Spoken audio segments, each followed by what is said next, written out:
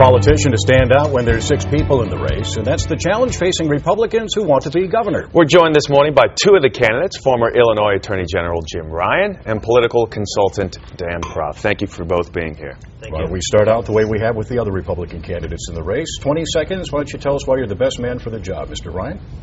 Well, I've been elected statewide twice by the voters of Illinois. I ran a very large, complicated office, dealt with a lot of difficult issues. I think I have a good record in public life, and as a longtime prosecutor, I intend to bring ethical change to Springfield. And Dan? Well, I'm the only candidate in this race offering policy revolution, and I mean that word, revolution, a complete rethinking and reordering of all of the big-ticket systems in state government, not a single one of which is financially sustainable in its current form, not a single one of which serve the interests of the folks in this state who pay the bills but receive very little back from their government in terms of either benefits or services. So I want to see Illinois get on the train that New Jersey started and Massachusetts continued. We need somebody to lead the revolution here in Illinois. One of the other themes that we've hit is the no tax pledge. Dan, you signed that. Mr. Ryan, I believe you did not. But how can you get out of this fiscal mess when we're in the billions of dollars? And is it disingenuous to say it will not raise taxes? Let's start with you, Dan. Actually, I've gone further. I'm the only candidate in this race proposing structural tax cuts, because if we want to see more work and investment in Illinois, we have to reward it. So I propose cutting the personal and corporate income tax in half and eliminating the state estate tax.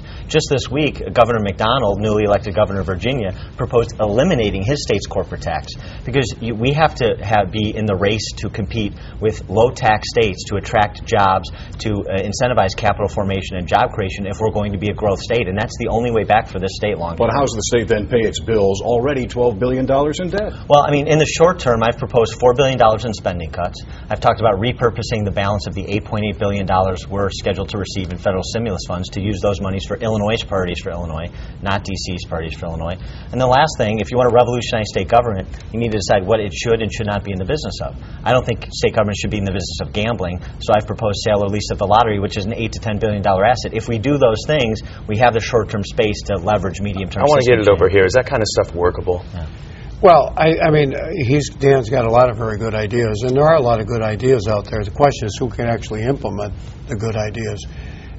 You asked about taxes. I mean, I think to raise taxes in the midst of a recession, the worst since the Great Depression, would be criminal, literally criminal. I mean, people are out of work, and the Democrats are talking about spending more money and raising taxes. We got to go in the opposite direction.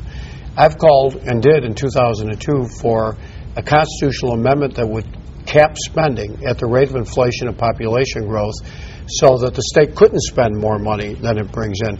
We have been spending more money every year for the last 8 years than we bring in revenue. What happens? You go bankrupt. So the way to balance the budget of deep spending cuts coupled with stimulating the economy so you create more natural revenue growth, the two can solve the problem. Maybe not in the first year, but I think within 2 years. Dan, you say you want to lead a policy revolution, but to run a revolution you need an army, don't you? And right now both the House and Senate are Democrat, and doesn't appear it's going to change anytime soon. Right. So if you win this governorship, how do you lead a revolution with a Democratic majority? Yeah, I mean, there's a couple things. One is, if I get elected on a platform of policy revolution, then somebody elected me, and somebody's going to expect to see me pursue exactly what I laid out in the campaign and hold their members of the General Assembly that represent them accountable to be constructive in that process. You think Mike Madigan's going to worry about that? Well, I think Madigan and Cullerton are going to be the impediments to progress. But you can provide the if you can build non-traditional coalitions around issues of common interest to make it about policy choices, not about political personalities, and show a willingness to stand up and take the fight to Mike Madigan and John Cullerton, hold them responsible for what's happened on their watch, then you can advance the flag. We've seen it done. I mean, and I'll give you one example that I've actually done in this campaign on school choice. I'm working with James Meeks, a Democrat who's the chairman of the Senate Education Committee, minority legislators, minority community leaders, to advance school choice for low to moderate income families all over this state. I mean, you make it about building coalitions around the component parts of your policy vision and not just kind of cursing the darkness. Mike Madigan's power, John Cullerton's power, it has not been foretold in some prophecy. This is not their birthright. You need a governor that is willing to take the fight to them, and Republicans and Democrats the last 25 years have not been. Dan, but most polls show you to be in single digits, whereas Mr. Ryan, on the other hand, is polling near the top, double digits, depends on the poll you're looking at. You're leading some of them. The undecideds, though, there still are a lot of them out there. How do you think you will get those, Mr. Ryan? You think it's on name recognition only, or you think they'll come to you in the end? Well, I think some of them will break to all of us, but I mean, I think I'm going to win the race because I think a lot of those undecideds will ultimately break my way.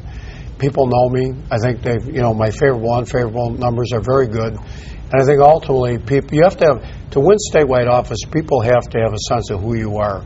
McKenna's trying to buy the race because he's spending literally millions and millions of dollars, more than Dan and I, or anybody for that matter.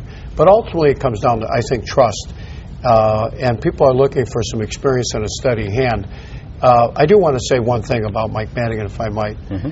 When I was Attorney General, my first term, we had all the offices like they do today. In my second term, we did have divided government, which I think we need, again, some checks and balances. I had to deal with the Speaker in order to pass a lot of significant, very important legislation when I was Attorney General. So what I would do is try to reason with people and say, number one, you'd have to be brain dead not to figure out that our state is nearly bankrupt and that people look at us and they have a reason to us corrupt. It can't get much worse than that, so let's fix this. If they won't do that, I'm going to take my case to the people of Illinois, and I'm going to point fingers and say, look, I've tried everything I can. You're going to have to go talk to these people because we have three branches of government. It's judicial, executive, and it's not just Madigan, it's the legislature. On that note, we have to end it, gentlemen, getting the hard rap from the control booth. Thank you very much both for coming in. Best of luck to both of you. Thank you very much.